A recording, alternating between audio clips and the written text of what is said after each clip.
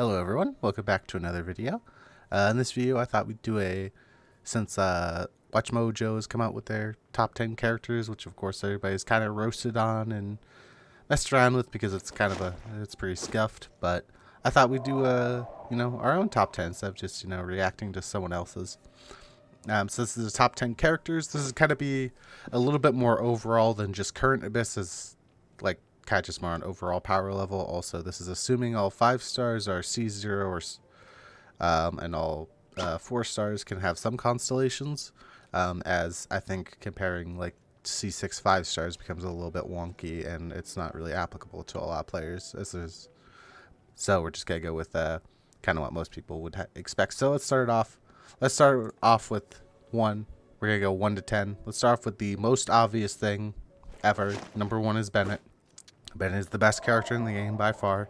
Heals, cleanse, pyro, applicator, pyro field, huge damage buff, has decent damage, pyro resonance. Like, basically every team is better with the Bennett. There are very few teams that don't want Bennett. Some will say, oh, there's some characters that can't use him that well, but there are almost no characters who don't get a damage bonus by having Bennett. Even someone like Hu with her HP scaling, it's like neutral to lose Homa buff plus her passive to run a Bennett if your Bennett's pretty stacked. So Bennett by far number 1 character. And now let's go to number 2. Number 2 is going to be... Am I blind? Oh, here he is. Venti. I definitely know some people are going to say Venti got eclipsed by the next person on this list, but they're really close to each other. But I personally think Venti is a lot stronger in the situations where Venti is good.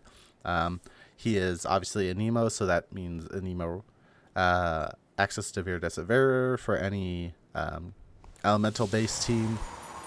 He requires very little field time, which is another thing. So if you have a lot of cooldowns to blow, he can be good. And obviously the vacuum on his ultimate will clear content by itself, where that's relevant. I know recently the content hasn't been favoring him, but I don't think because current content doesn't favor him that well that means it'll always do it. It's kind of disingenuous to be like, oh, he's not good when when he can literally be your whole team in a lot of situations. Next, kind of hinted at it, but next is going to be Kazua. Kazua, compared to Venti, he requires more field time, so depending on your team, he can actually be like either harder to rotate in or a DPS loss. Like sometimes you're just not supposed to ult on him because the animation's so long by comparison. But his EM scaling to give you damage percentage on whatever you swirl, his ability to group relatively well, also access to Viridescent Venerer. Just a very solid unit in general. Anemo units in general are very powerful. But also the fact that Kazua can affect units that wouldn't necessarily care about reaction damage, like maybe someone like Sucrose would. So he can buff, the likes of freeze teams or like an electro-based team because he buffs damage percent in elemental mastery. Which is pretty awesome. So now we're going to go to our 4th character. I know it's a little weird we're doing this in descending order from 1 to 10, but I think I don't know. I think the top are super obvious, so I think it's kind of a little bit more interesting as you get towards the bottom. Number 4 is going to be Ganyu. Insane damage, access to arguably the most broken DPS artifact set in the game with the Glacial set. Insane in freeze comps.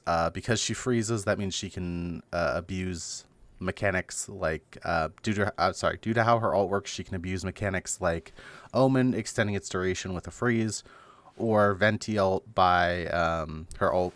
The icicles actually a certain amount of them will target enemies. So if you group enemies into a single spot, it'll actually drop all the icicles or a good chunk of the icicles on one spot, increasing the damage quite a bit. She's ranged. She's super easy to use. Her teams are very easy to rotate. And she's just an insanely powerful DPS who has access to one of the most broken artifact sets in the game. And one of the best elemental resonances. The fact that any freeze team essentially is getting 55% crit rate for free is just so crazy. Next is going to be another cryo DPS, Ayaka. Ayaka and Ganyu are very similar in like potential DPS. Ganyu being a little bit better, but Ganyu is where Ganyu kind of beats Ayaka is that she's a lot simpler.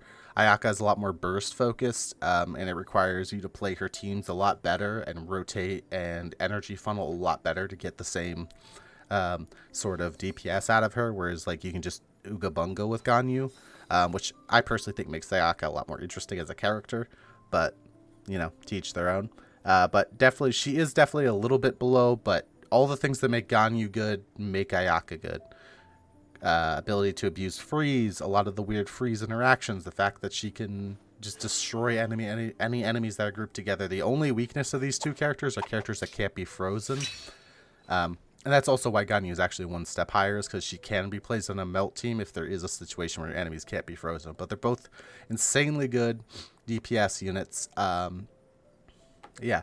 So next on the list, personally, I know this might be a little controversial, and maybe I'm just saying this because he's my favorite character, but Xiao. I definitely think he belongs within the top 10 and definitely somewhere in the top 10 with these other DPS, as he has some of the most consistent damage in the entire game.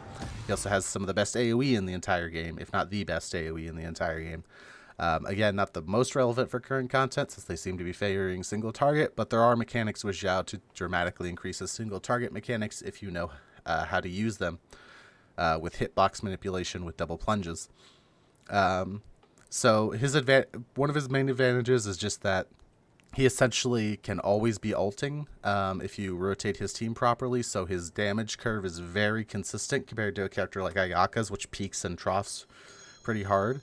The fact that he's a Nemo means he is not inherently weak to any character that is elemental infused, except for obviously characters that are immune to a Nemo damage, whereas like maybe a character like Hu Tao or something, or Ganyu, a character that is by default has like say Electro on it, isn't the best. Xiao doesn't care. As long as they're not immune to a Nemo, he doesn't care. So that's why I have him here. Right next and very, very close. I can't stress how close all these four characters, Ganyu, Ayaka, Xiao, and this next character are. They are like neck and neck. And actually the character after that, all five of these characters, they're essentially literally right next to each other, with Ganyu being maybe slightly better than all of them, is Hu Tao. So Hu Tao, insane single target. Doesn't need Bennett. Another good, kind of good thing. But also has a very powerful weapon. Has insane charge attack multipliers that allows her to vaporize tons of hits, do a lot, reverse vaporize a lot of her hits to do extra damage. Huge charge attack multipliers, decent AoE on the burst, has some self-healing and iframing with the burst. Just a crazy damage potential character that is only really locked by how good you are at her. She's probably like the hardest of these characters to truly get the damage out of, but still very solid, and absolutely like the queen of single target DPS.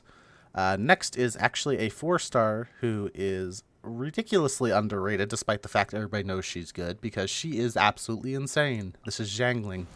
Xiangling is so ridiculous. Her teams are so good. The literal only downside to Xiangling is that is that you can't play her and Hu Tao unless you have Child. That is the only downside to this character. Yes, you have to funnel her energy, but you're funneling her energy with a character you want to use anyway. Advantages she has compared to the other DPSs listed above her is that she doesn't need to be on the field after she hits, so you can go to another character to abuse someone like Child. Just the fact that her burst snapshots does so much damage. She has good constellations. She's a 4-star. She's free. She gets a weapon that's equivalent to a 5-star that's free. She is just, even if you take away some of that stuff, she still hangs with the best of them when played optimally. There's a reason a lot of people like in the sweatier, speed run level, or not the speed run level, but the really min-maxy community love her. It's because she just does so much damage, and she is so powerful, and it's so crazy that you get her for free. All right, next is a character that I think a lot of people expected to be a lot higher, and that's Zhongli. I have him a lot lower because I I personally like the shield is nice, but his damage bonus isn't necessarily enough for me to justify him as a damage slot, although his as a utility slot, so he really is just there essentially to kind of replace a healer or to give you some extra defenses, or to give you shred for someone like Xiao, which is still really good, but kind of he inherently doesn't. Zhongli generally will not make you clear content. He doesn't add enough real damage. He just adds consistency to a lot of teams, as well as some minor buffing through stuff like the tenacity in the middle of the set. But that shield is insane. So if you do have the DPS to clear, he will be a ridiculously good unit. I just think he is definitely below people like Bennett, Venti, and Kazua, who really amplify your damage. And then there's the whole suite of good DPS characters who I kind of honestly want to put right next to each other because they're all essentially just DPS characters with a very similar power level.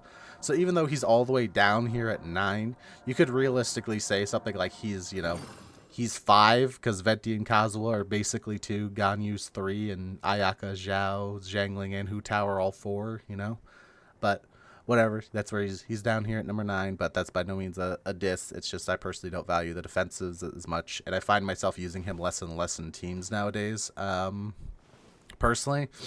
But he definitely is a very strong unit and a very comfortable unit. Last on our list, number 10, is going to be Jinzo. Now, Jinzo is insane off-field DPS, very similar to Xiangling. The only difference being he is more only single target. He also gives damage reduction, as well as being able to give you some minor healing. He's just a very powerful off-field DPS that enables the Hydro characters to do their thing and can even enable the Cryo characters to do their thing. So he's a character that is inherently important to a lot of the top-tier characters as a whole to being able to do their thing. And he himself still just does ridiculous amounts of damage and is ridiculously potent. So that's my list here. Go back through it again real quick. 10 was Jinzo, 9 was Zhongli, 8 was Xiangling, 7 was Hu Tao, 6 was Xiao, 5 was Ayaka, 4 is Ganyu, 3 is Kazua, 2 is Venti, and number 1, or might as well be number infinity or number 0, because there's no way anyone's ever coming close to him, Benny Boy. Thank you for watching. I'd love to hear your lists in the comment section, but I hope you have a great day, and I hope you had a great Christmas if you celebrate it. If not, I hope you had happy holidays.